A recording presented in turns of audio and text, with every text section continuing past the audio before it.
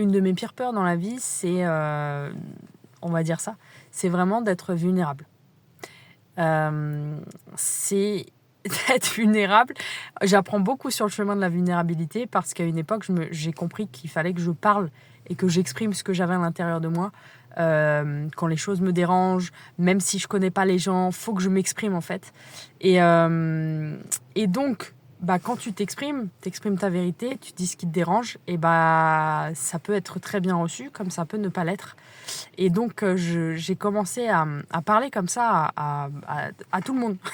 Dès que je rencontrais des gens, je mettais mon paquet de vulnérabilité, mais ça me mettait pas forcément dans une bonne position parce que j'arrivais pas à jauger en fait le fait de se montrer vulnérable face à l'autre et en même temps de se dire mais là je suis peut-être dans le trop parce que la personne en face elle est pas dans cet espace d'accueil déjà de 1, mais bon ça tu peux pas vraiment le savoir parce que j'avais beaucoup de peur et d'anxiété et en fait vu que j'étais un peu dans l'anxiété sociale j'avais besoin de dire aux gens je suis méga anxieux en fait à l'idée de parler avec des gens, donc voilà.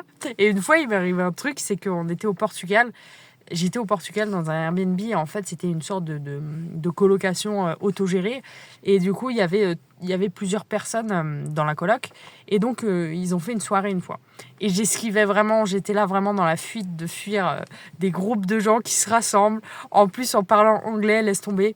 Et en fait, au moment où je me fais à manger dans la cuisine, il y a un mec qui me dit tu viens manger avec nous ? Je me dis, bon, vas-y, je suis pris dans le truc d'aller manger avec tout le monde. Et j'étais en PLS à l'intérieur parce que j'avais peur des autres. Et en plus, il fallait que je m'exprime et il fallait que je parle en anglais. Alors laisse tomber le gros truc. Et au final, j'ai dépassé cette peur-là grâce à ce mec qui me dit tu viens manger avec nous ? Je le remercie d'ailleurs, je sais même plus qui c'était, mais merci de m'avoir invité à la table parce que du coup ça m'a poussé à me dire c'est bon, je vais pas rester dans ma grotte, tu vois. Et donc à ce moment-là, si tu veux, on me pose une question, donc c'était juste après le Covid, et on me dit qu'est-ce que tu penses, c'est quoi ton avis là-dessus? Et donc on me pose cette question, j'étais là, non.